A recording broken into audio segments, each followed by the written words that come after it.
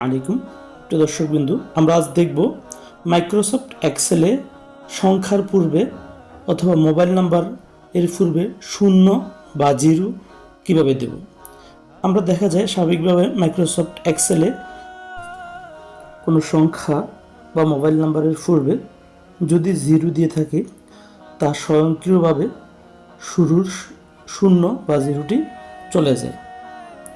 দেখুন, আমি যে টাইপ করেছি একটি মোবাইল নাম্বার একটি সংখ্যা টাইপ করেছি, স্বয়ংক্রিয়ভাবে জিরোগুলো চলে গেছে। দেখুন, আমি কিছু মোবাইল নাম্বার এখান থেকে কপি করে দেখাচ্ছি আপনাদেরকে। এখানে দেখেন শুরুতে জিরো ছিল, কিন্তু এখানে যখন পেস্ট করব অটোমেটিকলি জিরোগুলো চলে যাবে। দেখুন, একটি মোবাইলের নাম্বারের শুরুতেও জিরো নেই। এখন আমি দেখাবো কিভাবে আমি এই নাম্বারগুলো শুরুতে একসাথে জিরো দেব। প্রথমে আমি পুরো সেলটিকে সিলেক্ট করব, পুরো সবগুলো নাম্বারকে সিলেক্ট করার পর সিলেক্টকৃত নাম্বারগুলোর উপর মাউসের রাইট বাটন ক্লিক করে ফরম্যাট সেলে ক্লিক করব।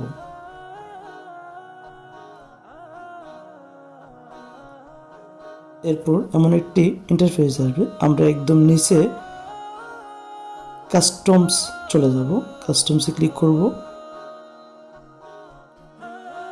কাস্টমসে ক্লিক করার পর আমরা যে জেনারেল উপরে লেখা আছে এটি মুছে দিব।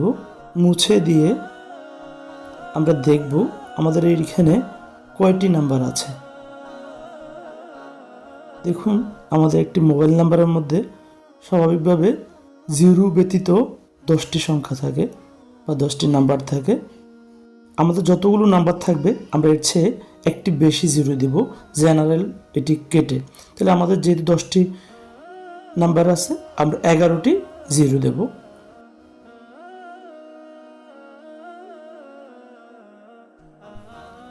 এখন আমরা ওকে বাটনে ক্লিক করব। দেখুন, আমাদের সবগুলো মোবাইল নাম্বারের পূর্বে অটোমেটিকলি জিরো একসাথে হয়ে গেছে। এভাবে আমরা খুব সহজে কোনো সংখ্যা বা মোবাইল নাম্বারের পূর্বে আমরা জিরো দিতে পারি। আমরা আবার মোবাইল নাম্বারের অপারেটর কোডের পরে হাইফেন দিয়ে থাকি। আমরা কিভাবে হাইফেন দেব একসাথে তাও দেখি।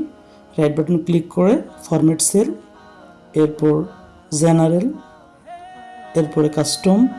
বাংলাদেশের মোবাইল কোম্পানিগুলোর অপারেটর কোড 5টি, এই জন্য আমরা প্রথমে 5টি শূন্য লিখে বা জিরো লিখে হাইফেন দিয়ে বাকি 6টি জিরো বসাবো। এরপরে আমরা ওকে বাটনে ক্লিক করব। দেখুন কত চমৎকারভাবে আমাদের এখানে মোবাইল অপারেটর কোডের পরে হাইফেন চলে এসেছে। ধন্যবাদ ভিডিওটি দেখার জন্য। আবার দেখা হবে নতুন কোনো ভিডিওতে।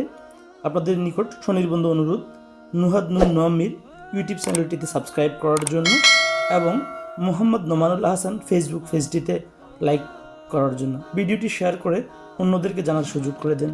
আসসালামু আলাইকুম রহমতুল্লাহি ওয়া বারাকাতুহু।